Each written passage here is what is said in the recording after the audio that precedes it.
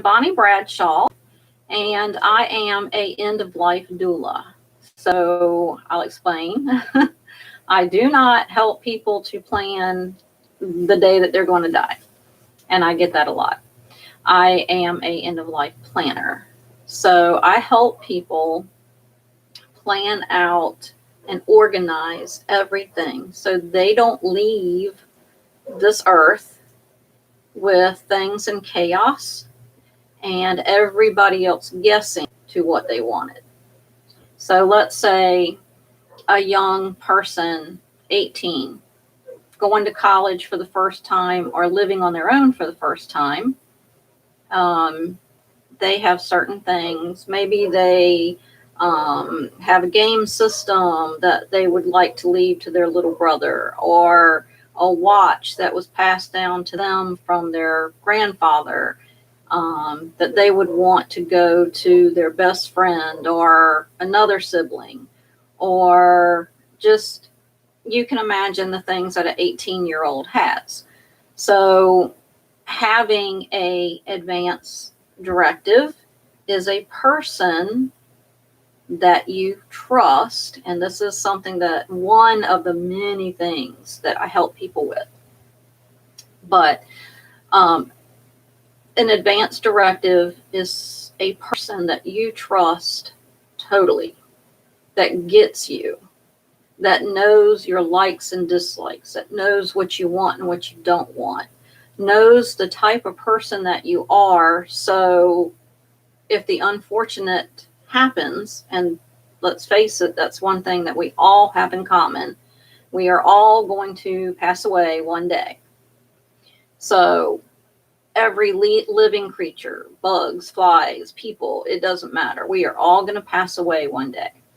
So to be prepared for that, so if you're a control freak like I am, I want everything perfect. I know the type of funeral that I want. I don't want gobs of money spent on the funeral that could be here to help my family that may need the money. And because, you know, a funeral is all the show. People want to show how much they love that person, but that person isn't in that shell of the body anymore. Depending on what your belief is, I believe, you know, once you take your last breath, you're in heaven.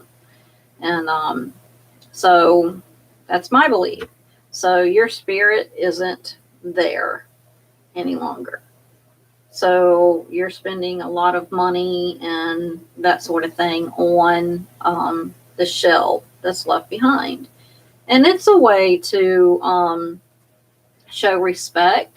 And I don't fault anybody that wants to do that. If that's your choice, then that's fine. But have things written down. Have a person that you trust with your soul to make sure that your wishes is abided by.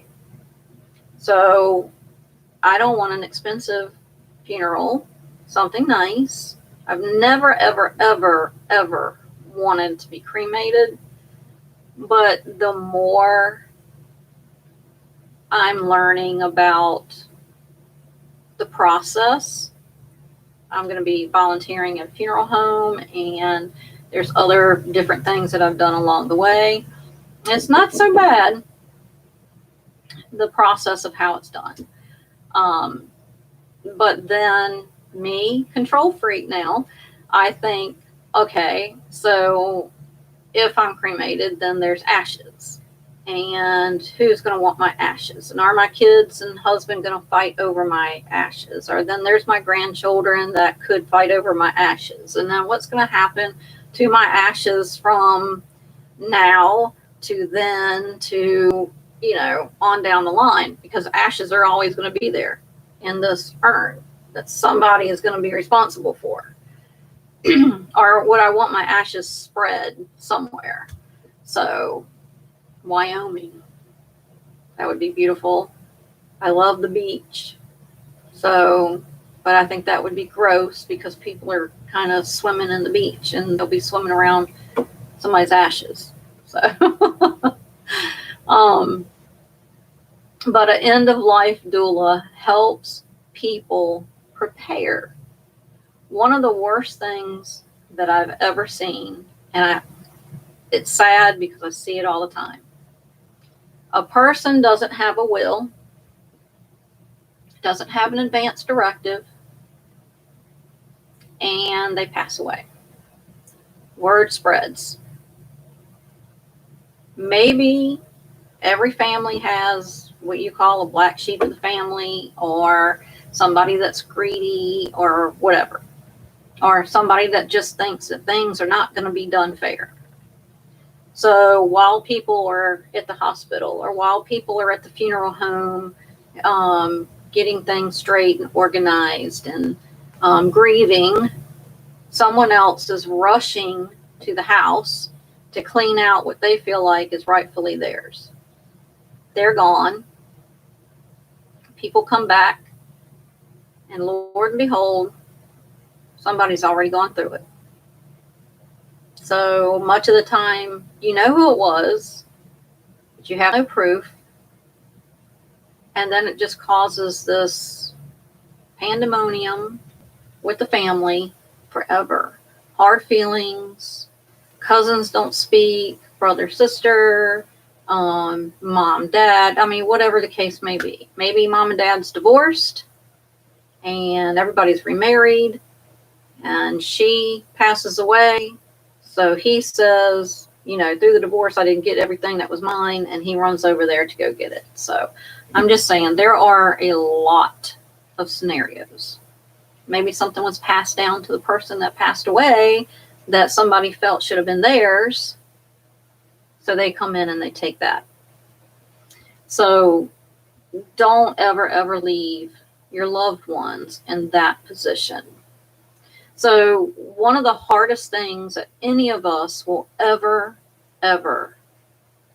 think about is, how do we want to die? You know, what would that day look like? I mean, would it be a car accident, or would it be a disease, or would it be, you know, it could be anything. So thinking about what that day may look like, when that day could come, we're not guaranteed a minute from now, we're not guaranteed tomorrow. So to be prepared ahead of time is the best decision that anybody can make.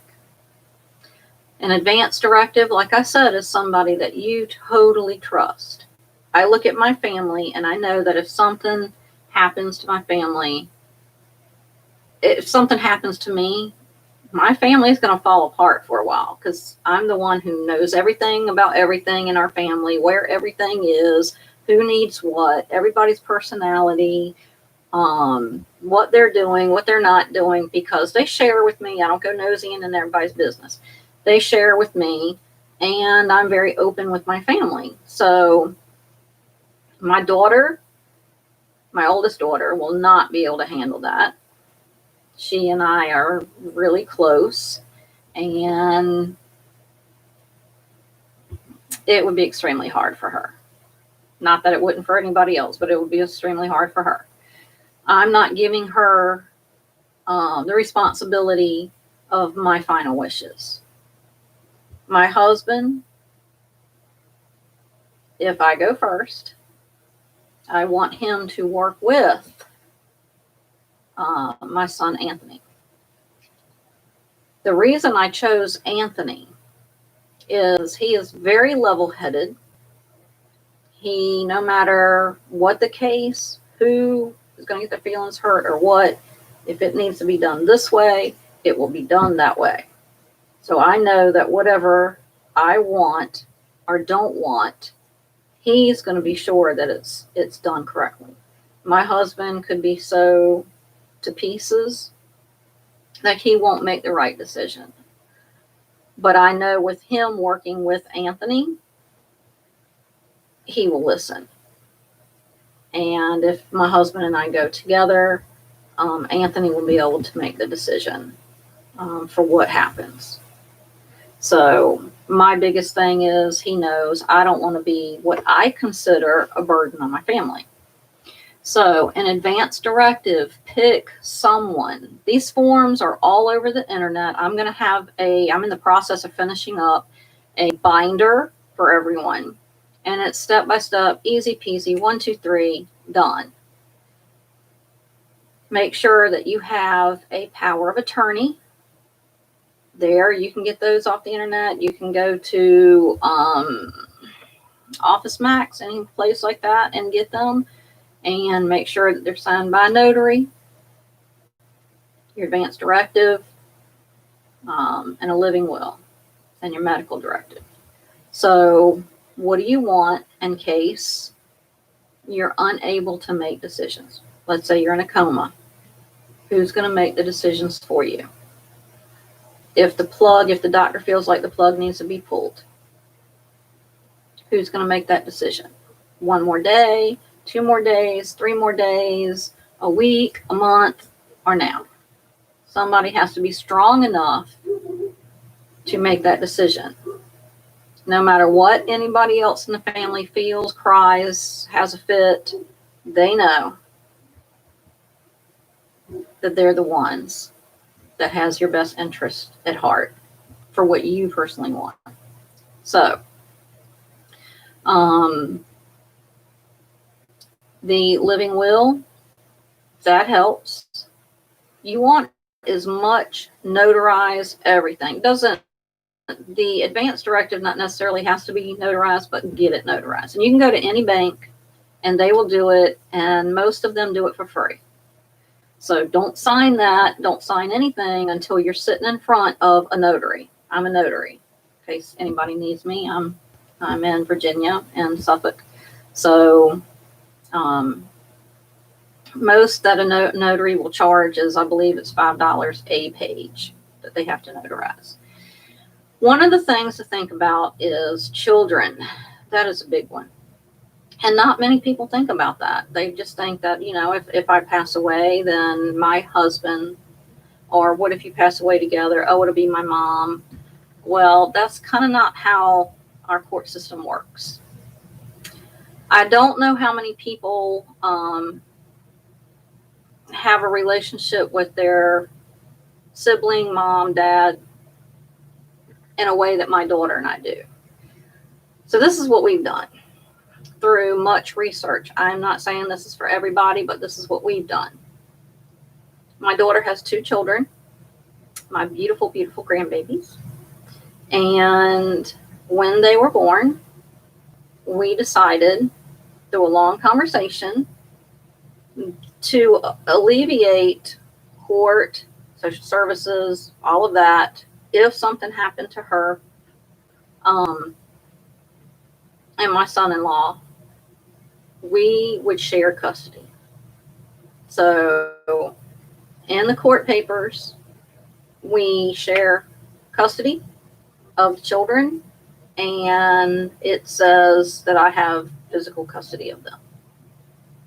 They have been living here for a couple of years. My daughter, she got her own apartment she saved, and she's got that, so they'll be moving out soon. But if anything happens, my husband and I will automatically get the children. No ifs, ands, or buts. We got the paperwork from the court. But I'm not going to, we have shared custody. I don't like that decision. You can't do that. I say no, I'm going to put my foot down. That's just not the relationship that she has. Those are her children. And I want her to raise her children because I've got other stuff to do. But if it came down to it, we would definitely take my grandbabies in and love them to pieces, as we already do. But children are something that people don't think about. It's not just, I'm going to step up and take the kids. No, because there's other agencies and things that get involved. You have to have things in writing and done. What about your cars? If your car is paid for, there are certain things that you need to do as far as D&V goes. There's paperwork, registrations, that sort of thing. So I help people with that. I also help people, if you're anything like I am. Remember I said control freak? When I buy something new and I think, this, whether it's expensive or it's not, when I pass away, who do I want it to go to? So I'll stick a sticker, or I'll take a permanent marker on the bottom of it and I'll write somebody's name. So I don't have people fighting over stuff. Now, if it's things I don't care about, my clothes or whatever, I don't care. Costume, jewelry, or whatever, whoever wants that can have that. But there are certain pieces of my life that I know people will want. Like I'm in my studio. This, I don't know if you can see it. I have a whole bunch of studio equipment. Both of my sons they work in studio. One has his own studio, and the other's in a band and records and does all kinds of stuff. And it's amazing to watch them. So who will I leave this to? Who will I leave my computers to, my printer, my studio, and all of that? If I go first, it'll probably be my husband's man cave. Who knows? I don't know. My son could move his studio out here. This could be so many different things. So, just to give you a little bit of who I am, what I do, and that's kind of just a touch of what I do. And I'll tell you why I feel like I'm really, really called to do this. And it's really a passion, and I feel so good to help people to not be afraid of the end and to be organized. Many, many years ago, a other relationship that I had, his grandmother was a powerful, strong, feisty woman. And I mean, a feisty redhead. And people were scared of her, but people respected her and they loved her. And so she had a diagnosis, and it wasn't too long, and she passed away. Well, during the night that she passed away, we all knew it was coming, and we were there. And I was sitting beside her, holding her hand when she took her final breath. And that was hard. We all went into the living room to give her children time to be with her. And they had to call, the funeral home. Well, I did not know, had no clue what they do when they wheel you out. I thought, like on an ambulance, they put your body on a gurney, they wheel you out, put you in the back, take you to the funeral home, but no. They had her in the bag, zipped up, carried her out that way. Well, that floored me. I was so upset. And come to find out, it's because when we do pass away, of course, we lose bodily functions. And they have to have something, to have you in so that it's just not everywhere. So that was my first. And my grandfather, when he passed away, I would go to the nursing home to see him all the time. I worked in a nursing home. And he had an episode and was at the hospital, and it took me a few minutes to get there. And he had passed away right before I got there. And that was my granddaddy. And I loved him so much. So they allowed me time to go back there and hug him and kiss him and tell him I loved him. And I thought, there are so many people We're even talking elderly stages. We're not even talking the accidents that happen and things that are you don't plan on.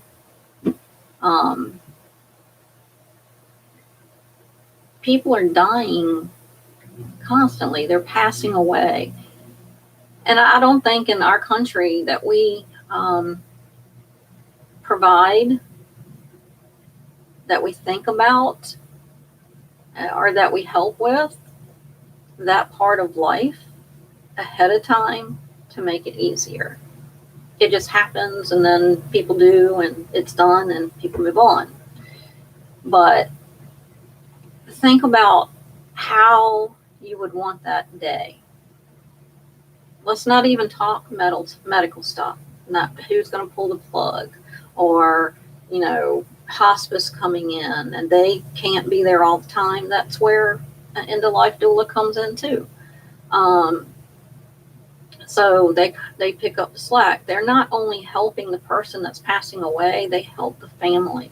And they're there before, during, and after.